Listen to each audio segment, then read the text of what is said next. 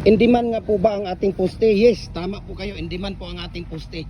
Dahil bukod sa semi-special siya, bukod sa matibay at maaasahan, tatlo po ang bakal ang nilalagay natin dito sa loob ng ating molder.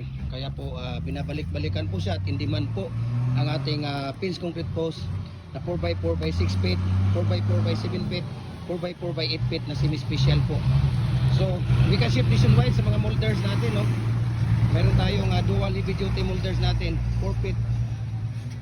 Pwede kang gumawa ng 4 feet, adjustable po siya, 5 feet, 6 feet, 7 feet hanggang 8 feet.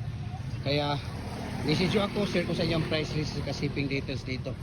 So ang price na ating pins concrete post na semi-special na 4x4 by 6, 200, 4x4 by 7 feet, 230, 4x4 by 8 feet ay 280. Ayan. So tingnan nyo na rin kung paano ilalagay yung ating matting sa loob ng ating molder.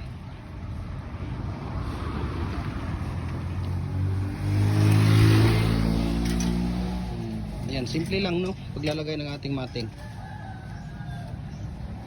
Ayan. So we can customize also, no, kung ano yung gusto niyo ng mga sukat. Sa molders natin, we can customize also 4.5 by 4.5, 5.5 by 5.5, or 5 by 5 or 6 by 6, depende po. Basta standard ng haba natin ay 8 feet po siya. Ayan, so sana nagustuhan niyo yung video natin at mabuhay po tayo, and God bless sa ating lahat. Grabe naman yun. Saan nyo ilagay yan? Ano tong ginagawa niyo dong? 4x4 by? Dupre? Ha? 7 feet? Ano ang ratio mo dito? Ilang sakong buhangin? 6? 6 na sako na buhangin? Ilang sako simento?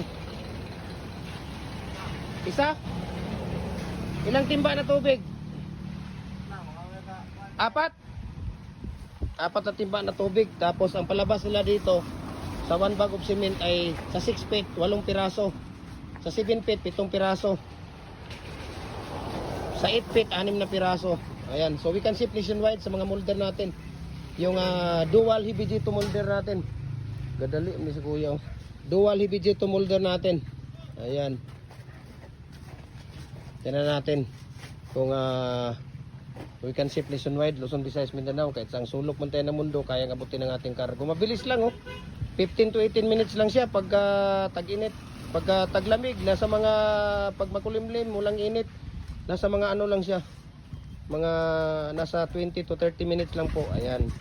So maraming salamat, and God bless po sa ating lahat. Ayan, mabilis lang.